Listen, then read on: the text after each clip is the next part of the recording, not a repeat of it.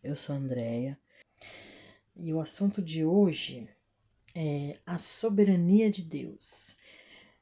Eu quero ler um versículo que está no livro de Esther, no capítulo 2, no versículo de número 1, que fala assim: passadas estas coisas e apaziguado já o furor do rei Assuero, lembrou-se de Vasti e do que ela fizera, e do que se tinha decretado contra ela.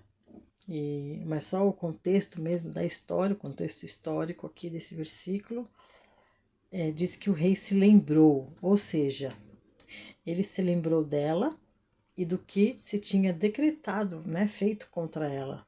Ela tinha sido destituída, ele próprio, né, tinha assinado esse decreto, e fala quando ele já tinha assim se acalmado, que ele fez, né, esse decreto num momento de indignação, de orgulho ferido, mas depois ele sentiu saudades de Vasti, porque ele a amava, ela era a rainha, né, a sua esposa.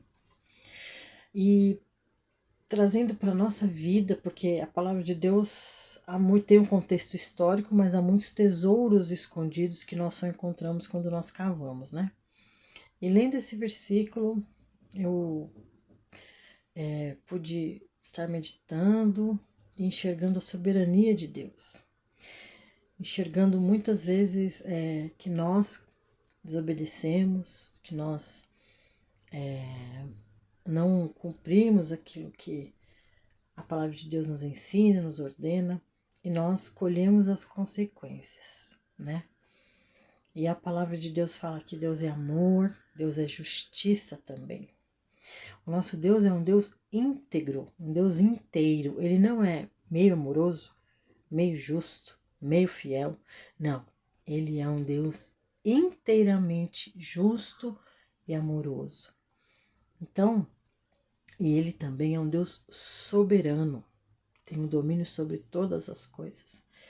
E uma característica de Deus que é sensacional. Ele não burla, ele não passa por cima das leis que ele próprio criou. Porque nós vemos muitos líderes, muitos reis humanos que são tiranos, né? Um exemplo é Hitler, tirano. As leis só servem para os outros, para eles não, né? Eles podem descumprir as leis, fazer o que bem entenderem, os tiranos. Mas o nosso Deus, ele não é tirano, ele é soberano. Então, aquilo que ele escreve, ele é o primeiro a cumprir. Ele é o primeiro a fazer as coisas da maneira que ele impôs, decretou. Então, muitas vezes, quando nós desobedecemos, eu vejo assim como Deus nos olhando, lembrando, né, olhando para nós como o rei olhou para Vasti e pensando, puxa, eu não posso voltar atrás na minha palavra, né? Eu creio que o rei olhou, pensou nela dessa maneira. É uma pena, mas eu não posso voltar atrás, porque eu sou o rei. Eu não posso anular uma lei, um decreto que eu já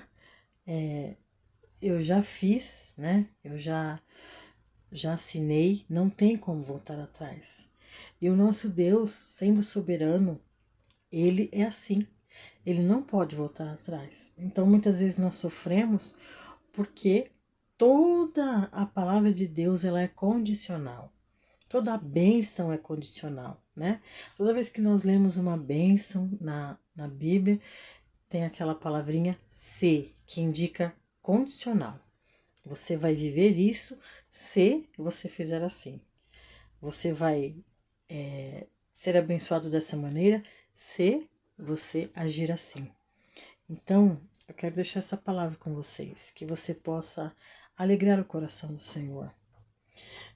Porque, na verdade, Ele não quer que nós sofremos, mas Ele não pode ir contra a sua própria palavra. Então, quando nós agimos em desacordo com a palavra, o primeiro que sofre é o Senhor. Então, eu quero te convidar nessa tarde, deixar esse recadinho para você.